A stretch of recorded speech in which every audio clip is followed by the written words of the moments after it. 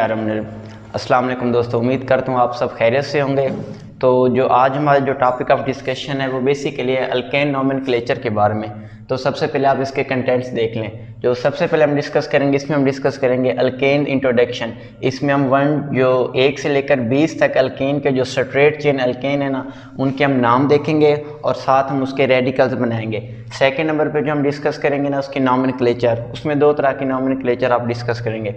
एक उसमें आएगी इनफॉर्मल और दूसरी उसमें आएगी फॉर्मल। तो इनफॉर्मल को बेसिकली हम कॉमन या ट्राइवल नेम्स भी कहते हैं। और जो आयोपिक नोमेनक्लेचर है, जो हमारा मेजर टॉपिक ऑफ डिस्कशन है, वो है आयोपिक नोमेनक्लेचर। तो उसमें जो हमने डिस्कस करना है branch alkanes, complex alkane, cycloalkane और साथ में बाईसाइक्लो और ब्रेज्ड अल्केन, स्पाइरो अल्केन, या इसको हम कहते हैं पॉली ब्रेज्ड, या इसको हम कहते हैं वोन बायर सिस्टम। तो सबसे पहले हम स्टार्ट करते हैं अल्केन इंट्रोडक्शन से।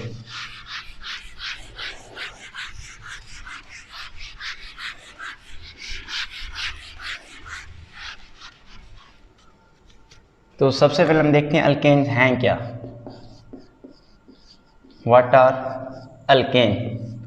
These are saturated hydrocarbon. Saturated से मुराद इधर हम लेंगे सिंगल बॉन्डेड कंपाउंड्स। सैचुरेटेड से क्या मुराद आपने लेना है जी? Single bonded compounds. यानी आपके पास जो अल्केन्स हैं वो हैं saturated single bonded hydrocarbon. Hydrocarbon में जो कार्बन और हाइड्रोजन पर मुश्तमिल हो। इसी वजह से फिर सिंगल बॉन्ड होने की वजह से जो इनकी रिएक्टिविटी है ना, वो लीस्ट है। उनकी रिएक्टिविटी क्या है? लीस्ट है। क्यों लीस्ट रिएक्टिविटी है? क्योंकि सिंगल बॉन्ड को ब्रेक करना हमारे लिए क्या होता है? Difficult. More energy required to break single bond. यानी अल्केन्स के सिंगल बॉन्ड को ब्रेक करने के लिए ज़्यादा एनर्जी रिक्वायर्ड है। इसी वजह से हम क्या कहते हैं? Alkanes are least reactive. इस लीस्ट रिएक्टिव के लिए आपकी बुक में जो टर्म यूज़ होते हैं उसको हम कहते हैं पैराफिन। उसको हम क्या कहेंगे? पैराफिन। दोबारा देख लें, अल्केन्स क्या है? अल्केन्स बेसिकली आपके पास हैं सैचुरेटेड हाइड्रोकार्बन, यानी जो सिर्फ कार्बन और हाइड्रोजन पर मुश्तमिल होंगे।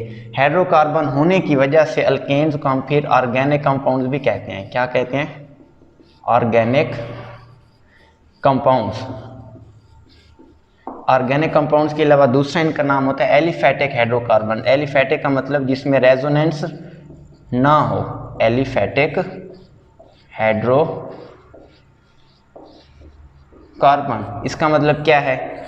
No benzene ring. जब उसमें कोई बेंजीन नहीं होगी तो उसमें रेजोनेंस भी नहीं होगी। ये फिर हम आगे एरोमेटिक हाइड्रोकार्बन, बेंजीन में इसका हम डिस्कस करेंगे रेजोनेंस क्या है।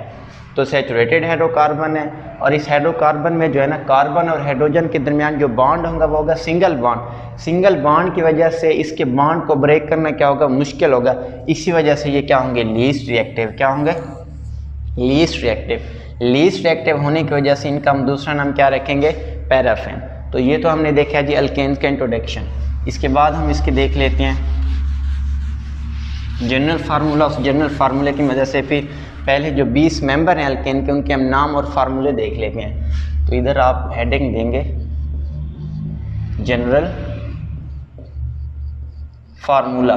जनरल फार्मूला जो अल्केन्स का होता है वो CnH2n+2। CnH2n+2। इधर ये जो n है ये रिप्रेजेंट करता है कार्बन नंबर। किसको रिप्रेजेंट करता है? Carbon number. दूसरे लफ्ज़ में हम कह सकते हैं यही n जो रिप्रेजेंट करता है अल्केन में, ये अल्क को रिप्रेजेंट करता है। किसको रिप्रेजेंट करता है? अल्क को। और इसमें जो एन्स का पोर्शन है, किसका जी? एन्स का। It means single bond. It means single bonded hydrocarbon. Single bonded hydrocarbon. यानी इनका जो जनरल फार्मूला है, जनरल फार्मूला किस चीज़ में आपकी हेल्प करेगा? ये आपकी हेल्प करेगा नेमिंग के अंदर। किसके अंदर? नेमिंग के अंदर। किसके अंदर ये हेल्प करेगा? नेमिंग के अंदर। किस चीज़ की नेमिंग के अंदर? जितने भी अल्केन के आपके पास मेंबर होंगे ये उसकी नेमिंग में आपकी क्या करेगा? हेल्प करेगा। CnH2n+2। इधर ये जो n है इसको हम कहते हैं कार्बन नंबर और इसका दूसरा नाम क्या होता है, अल्क। कार्बन नंबर को आप चेंज करते जाएंगे, n की वैल्यू चेंज होती जाएगी और इसी तरह अल्क की वैल्यू भी क्या होती जाएगी, चेंज होती जाएगी। जब अल्क की वैल्यू चेंज होगी तो इसका स्ट्रक्चर भी क्या होता जाएगा, चेंज होता जाएगा। इसके अलावा इसमें जो एन्स लिखा हुआ है, ये एन्स रिप्रेजेंट करते हैं सिंगल बॉन्डेड हाइड्रोकार्बन। इसी सिंगल बॉन्डेड हाइड्रोकार्बन की वजह से अल्केन्स को हम क्या नाम देते थे, पैराफिन्स। तो इसी जनरल फार्मूले की मदद से हम इसके फर्स्ट 20 अल्केन देख लेते हैं। तो इधर आप हेडिंग देंगे एन बेसिकली किसको रिप्रेजेंट कर रहा है, कार्बन नंबर। एन किसको रिप्रेजेंट कर रहा है, कार्बन नंबर। कार्बन नंबर आप चेंज करते जाएंगे तो इससे अल्क का नाम भी क्या होता जाएगा, चेंज होता जाएगा। जब अल्क का नाम चेंज होता जाएगा तो आपके पास जो अल्केन हासिल होगा वो हम इधर देख लेते हैं वो क्या होगा। अगर आपके पास n की वैल्यू हो 1, इट मीन इसमें कार्बन भी कितने होंगे, 1। तो अल्क में आप क्या लिखेंगे, मैथ। क्या लिखेंगे, मैथ। अब इस पोर्शन में आप आ जाए, अल्क का मतलब क्या होगा, मैथ। आगे क्या लिखा हुआ है, एन। तो इसका जो स्ट्रक्चर बनेगा ये क्या हो जाएगा, मीथेन। क्या बनेगा जी, मीथेन। इसका क्या बनेगा जी, मीथेन। अब हम इसका फार्मूला किस तरह ड्रा करेंगे, वो ये है CnH2n+2। अब आपके पास n की वैल्यू क्या है, 1। तो इधर n की वैल्यू क्या पुट करेंगे, 1 को हम रिप्रेजेंट नहीं करते। आगे क्या लिखा हुआ है, 2n। तो 2 आगे n की वैल्यू क्या पुट करेंगे, 1। 2 को 1 से मल्टीप्लाई करेंगे, 2 + 2 4।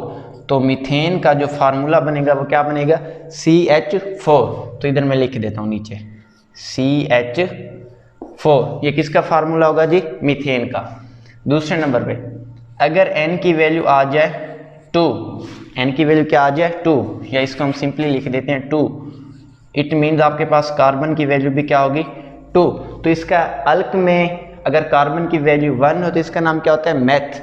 अगर कार्बन की वैल्यू यानी की वैल्यू 2 हो तो मैथ के लिए बजाय आप इसके लिए वर्ड यूज़ करेंगे एथ।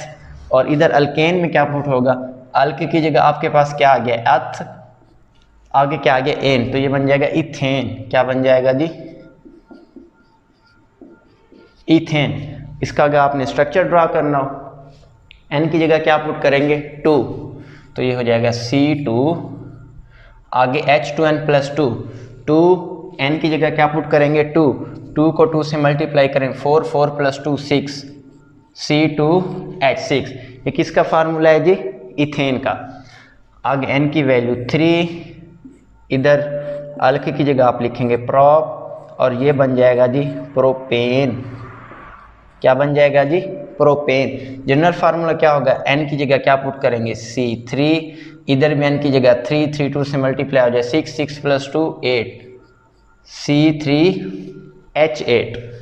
अगर n की जगह आप इसकी वैल्यू पुट करेंगे 4, तो इधर कार्बन की वैल्यू 3 थी, इधर कार्बन की वैल्यू आपके पास क्या है, 4।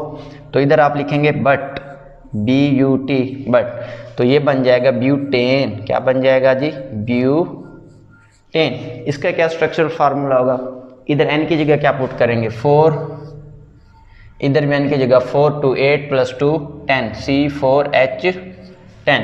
ये आपके पास किसका फार्मूला आ गया, ब्यूटेन का। आगे n की वैल्यू क्या है जी, 5।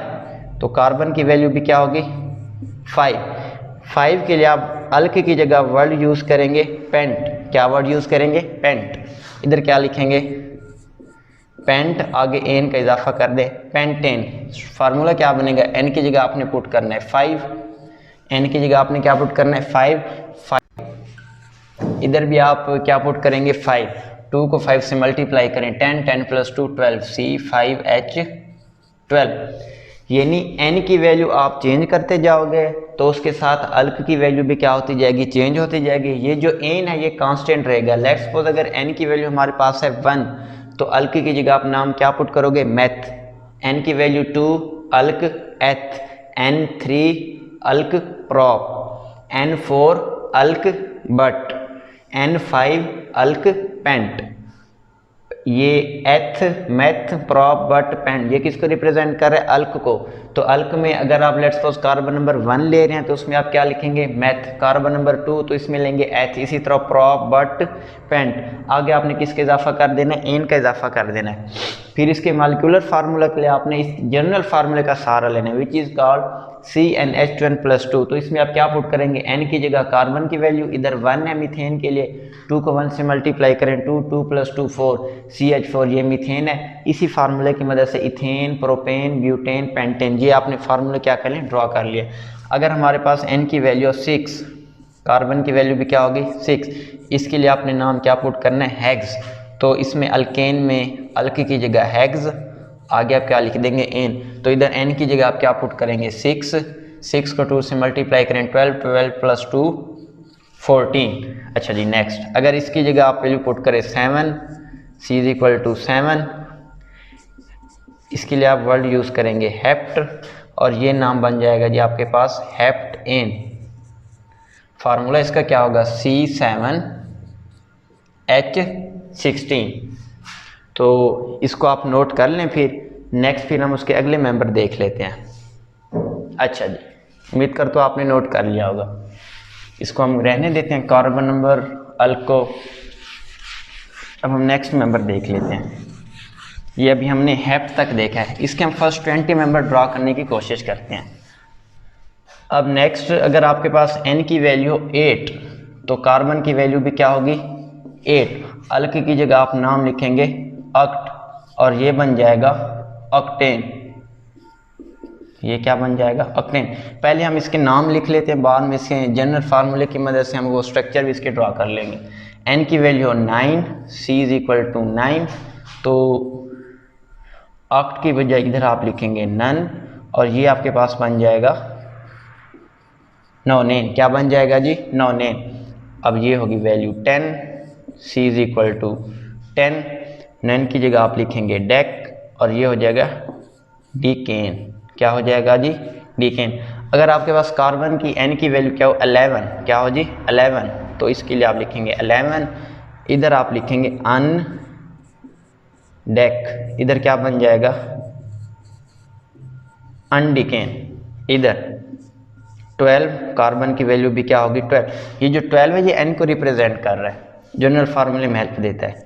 इसको फिर आप लिखेंगे डू डेक, इधर ये हो जाएगा जी डू डिकेन। ये क्या बन जाएगा जी आपके पास? डू डिकेन। इधर इसकी वैल्यू अगर 13, C = 13, ये हो जाएगा ट्राई डेक। नाम क्या बन जाएगा जिसका? ट्राई डिकेन। इधर आप वैल्यू पुट कर दे 14, C = 14, ये हो जाएगा जी टेट्रा डेक। इसके लिए आप नाम क्या लिखेंगे? टेट्रा डिकेन। तो इसके आगे हम जनरल फार्मूले देख लेते हैं। अल्केन जनरल फार्मूला क्या है? CnH2n+2। तो इधर n की वैल्यू क्या पुट करेंगे? 8, C8, इधर भी 8 2 से मल्टीप्लाई हो जाए 16, ये लिखा हुआ है, 8 2 से मल्टीप्लाई हो जाए 16 + 2 18। तो इसका फार्मूला बनेगा C9H20, C10H22, C11H24, C12H26, C13H28, C14H13। तो इसको भी आप नोट कर लें। अगले फिर हम उसके 6 मेंबर देख लेते हैं। अच्छा जी, तो हमने ये देख लिया जी टेट्राडिकेन तक। अब नेक्स्ट C की वैल्यू अगर हो 15, N की वैल्यू भी 15, ये हो जाएगा हमारे पास पेंटा डेक। 16 ये हो जाएगा हमारे पास हेक्साडेक। 17 ये हमारे पास हो जाएगा जी हेप्टाडेक। क्या हो जाएगा जी हमारे पास? हेप्टाडेक। 18 इज इक्वल टू ऑक्टाडेक 19, तो ये हमारे पास हो जाएगा जी नैनो डेक। आगे हमारे पास है जी 20, क्या है जी 20, तो इसके लिए आप कहेंगे आइको सेम, तो इसके लिए आप नाम क्या लिखेंगे जी। अब आपने क्या करना है, पेंटा तो कांस्टेंट रहेगा, एन की जगह डिकेन, यानी ये हो जाएगा पेंटाडिकेन। ये आपके पास क्या हो जाएगा हेक्साडिकेन, ये क्या हो जाएगा पेंटाडिकेन हेक्साडिकेन। तो इधर क्या होगा हेप्टाडिकेन, इधर क्या हो जाएगा जी ऑक्टाडिकेन, इधर क्या हो जाएगा जी नोनाडिकेन, इधर क्या हो जाएगा आइकोसेन। सेम ही रहेंगे, कोई इतने ज़्यादा डिफरेंस नहीं है। तो इसका फार्मूला क्या हो जाएगा C15, n की जगह क्या आ जाएगा 15, इधर भी n की जगह 15 2 13 32 H32 H16 H34 H17 H36 C18 H38, ये हो जाएगा H40 H42, ये इसको भी आप नोट कर ले। अच्छा जी, अब नेक्स्ट हम देख लेते हैं इसको।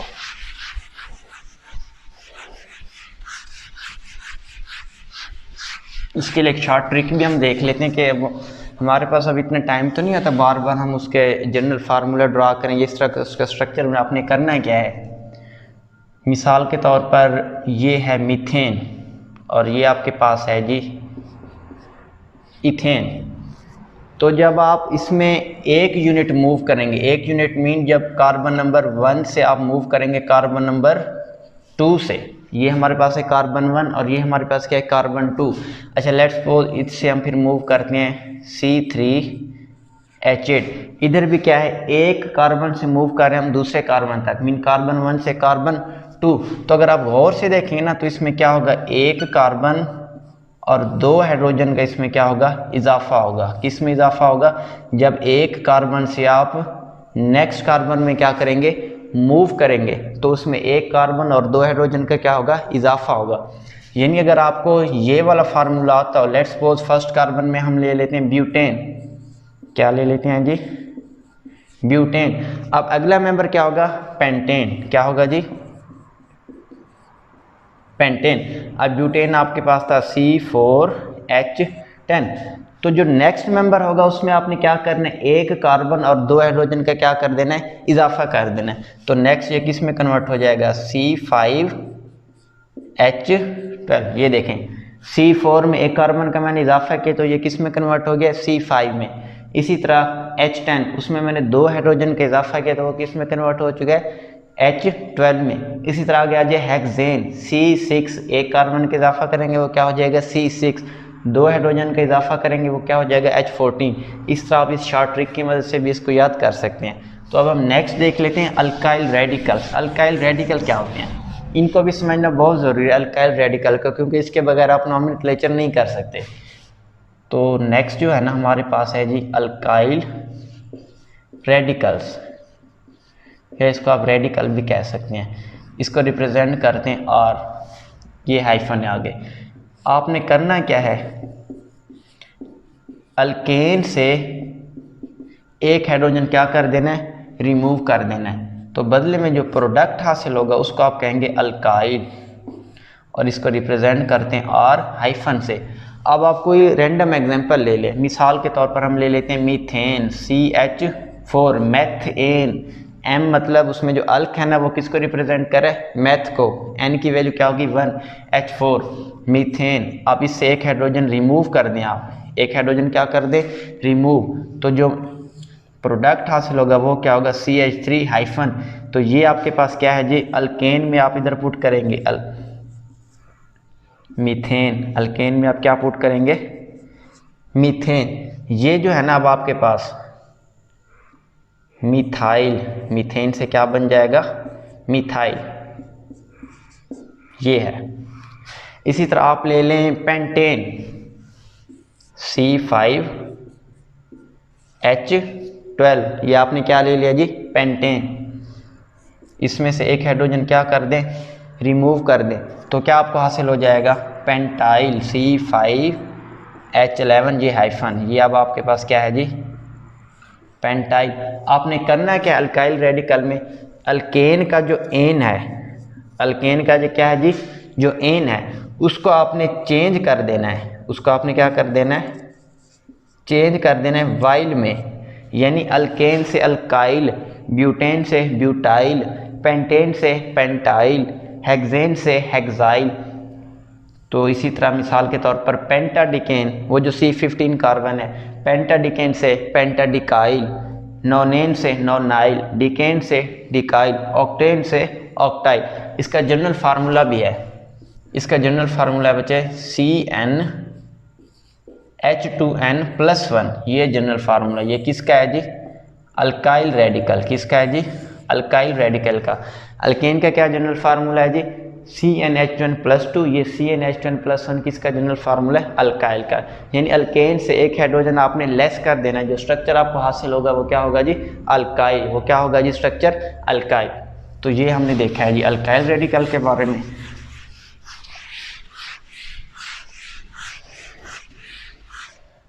अब नेक्स्ट हम देख लेते हैं अल्केन की नोमेनक्लेचर में,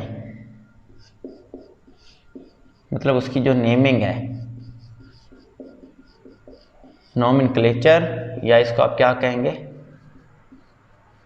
नेमिंग। किसकी नेमिंग आपने करनी है जी, अल्केन्स की, किसकी जी, अल्केन्स की। स्ट्रेट चेन जो अल्केन थे वो अब आपके सामने आसान ही थे, मैं दोबारा रिवाइज भी करवा देता हूँ। जो फर्स्ट मेंबर थे, पहला मेंबर क्या था, मीथेन, सेकंड वन क्या था, इथेन, इसी तरतीब से propane, butane, pentane, hexane, heptane, octane, nonane, decane, undecane, dodecane, tridecane, tetradecane, pentadecane, hexadecane, heptadecane, octadecane, nonadecane, icosane. ये फर्स्ट 20 मेंबर थे स्ट्रेट चेन अल्केन।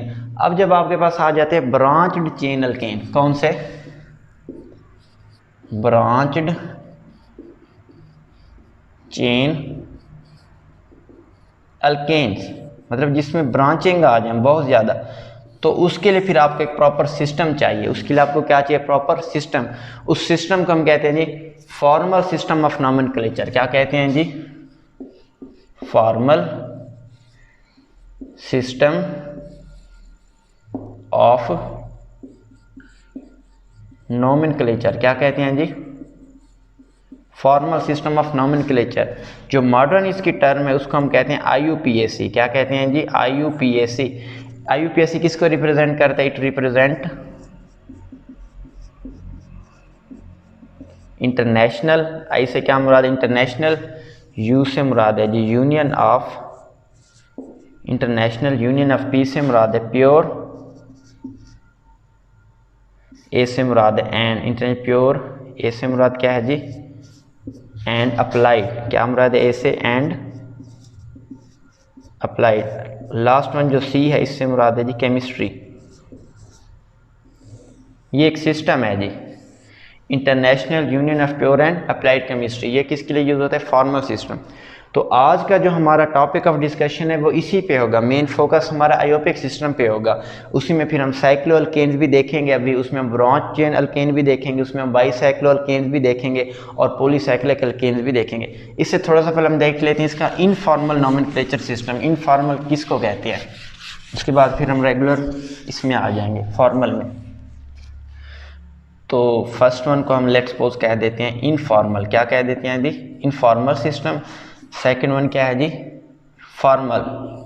फॉर्मल जो अभी हमने फिर नेक्स्ट डिस्कस करना है। इनफॉर्मल का दूसरा नाम होता है जी कॉमन सिस्टम। क्या नाम होता है जी, कॉमन, या इसको फिर हम कहते हैं ट्राइवियल। ट्राइवियल मीन रिवायती, कदीम। तो शुरू में जो अल्केन्स थे, जो हाइड्रोकार्बन से, वो किस बेस पे उनका नाम होता था, वो किसी साइंटिस्ट के नेम पे हो सकता था, अच्छा जी, वो किसी लैंग्वेज का नेम हो सकता है, वो किसी हिस्टोरिकल प्लेस का नाम हो सकता है, यानी कोई फिक्स नहीं था। कॉमन या ट्रैवल नेम में वो जो नाम है वो किसी साइंसदान का, किसी लैंग्वेज का, किसी प्लेस का, किसी भी चीज़ का वो नाम हो सकता था। इसके हम कॉमन एग्जांपल देख लेते हैं। लेट्स सपोज हमारे पास है जी मार्श गैस। क्या है जी? Marsh gas. Marsh gas basically किसको कहते थे? मीथेन को। किसको कहते थे जी? मीथेन। मीथेन, अब ये जो है ना मीथेन, ये इसका अयोपिक नेम है। कौन सा नेम है? अयोपिक। जो हमने वो अभी स्ट्रेट चेन अल्केन देखने, ब्रांच चेन के लिए कुछ रूल्स हैं, वो भी हम डिस्कस कर लेते हैं अभी। तो मार्श गैस को हम क्या कहते थे? मीथेन को क्या कहते थे? Marsh gas. क्यों? ये मार्शी प्लेसेस में होती थी ये गैस। मार्शी मीन्स दलदली इलाके। मार्शी मीन्स दलदली इलाके। अच्छा, किसी वो लैंग्वेज का नेम भी हो सकता है। मिसाल के तौर पर हमारे पास है जी एस्टेक एसिड। क्या है जी? Acetic acid. ये बेसिकली लैटिन वर्ड है। क्या है जी? लैटिन। लैटिन में लातीनी ज़बान, हमने इसमें लैंग्वेज को इस्तेमाल किया, लातीनी।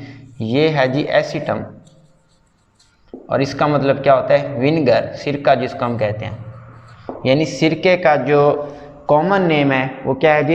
एस्टेक एसिड, जो किससे निकला है? लैटिन वर्ड एस्टम से। अच्छा, वो किसी साइंटिस्ट के नेम पे हो सकते हैं। मिसाल के तौर पर बारबी ट्यूरिक एसिड, ये किस साइंटिस्ट के नेम पे है जी? एक साइंटिस्ट है, उसका नाम है जी बरबरा। क्या नाम है जी? ये बरबरा।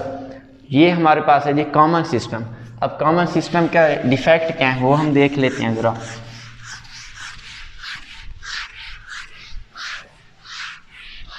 अच्छा जी, इधर आप लिख लें डिफेक्ट्स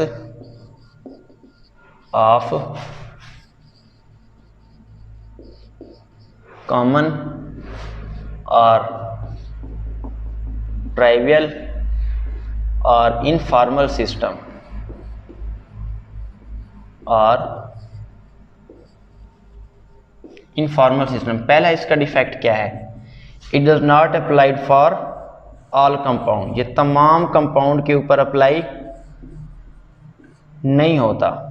फर्स्ट इसका डिफेक्ट ये है। सेकंड इसका डिफेक्ट क्या है? It does not applied on complex compound. Complex compounds, complex compounds के एग्जांपल्स भी आगे हम देख लेंगे। It does not give information about molecular structure और मॉलिक्यूलर फार्मूला। स्ट्रक्चर और फार्मूला, इसके बारे में भी कोई इंफॉर्मेशन नहीं देता। इसी वजह से फिर हम क्या यूज़ करते हैं जी? अयोपिक सिस्टम या IUPAC सिस्टम भी कहते हैं। क्या कहते हैं जी? IUPAC और